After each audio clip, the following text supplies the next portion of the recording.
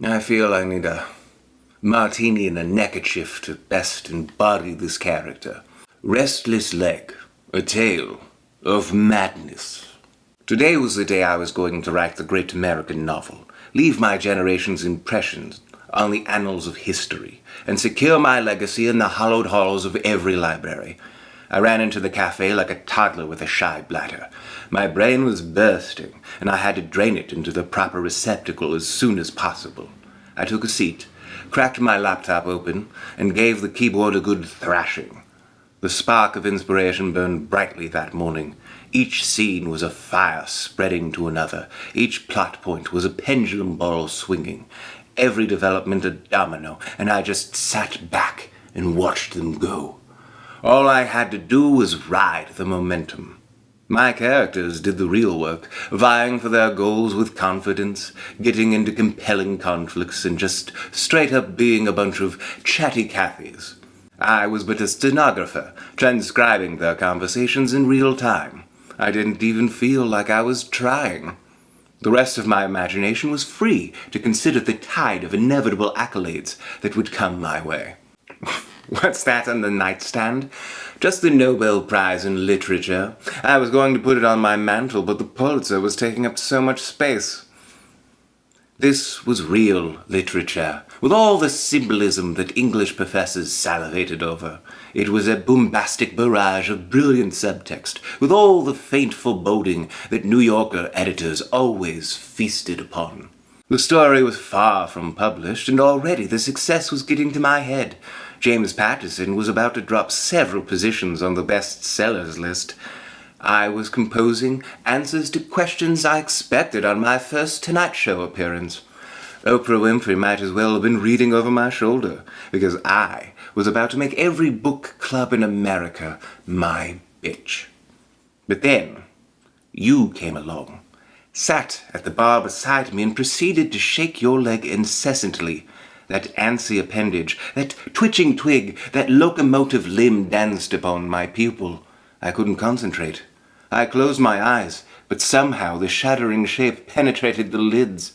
That itch that you couldn't scratch, it rubbed off on me. It transmitted across the bar like a power surge on a poorly grounded circuit.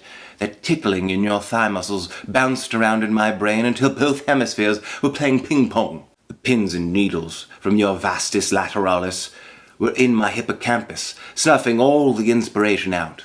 Here I was in the middle of a monologue that would have surmised our turbulent times, a speech so evident in its truth that it would have provided the resistance with the language it needed to sell its message. Candidates would have cited it from City Hall steps.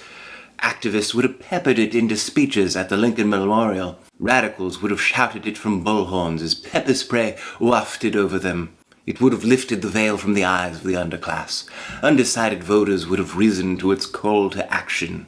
Historians would have used it to better understand our glorious revolution. But you had to go and do the electric slide out of the corner of my eye, stomping out an unstable tempo that quaked throughout the table. Had your knee not been pulsating in my periphery, I'd have written something so resonant it would have inspired a generation of shoulder blade tattoos. Something so poetic, Instagram accounts would have memed it out sentence by sentence. Something that would have been quoted in yearbooks, wedding vows, and Oscar acceptance speeches. You'd have read it on motivational posters, park bench plaques, and headstones. My dialogue would have worked its way into our shared language through cultural osmosis. It would have woven into your favorite figures of speech without you ever realizing where it had come from. You'd have used my truisms to win arguments in the bedroom. But you had to go kicking up dust in my blind spot, to puff out your pleated pant leg and flick your fabric in my face. You had to shake your articulogenous awake. You had to rev your motor symptoms right at my eardrum.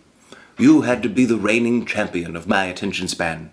Your jiggling lap had to make my memory lapse. You couldn't help but shoo my muses from the room.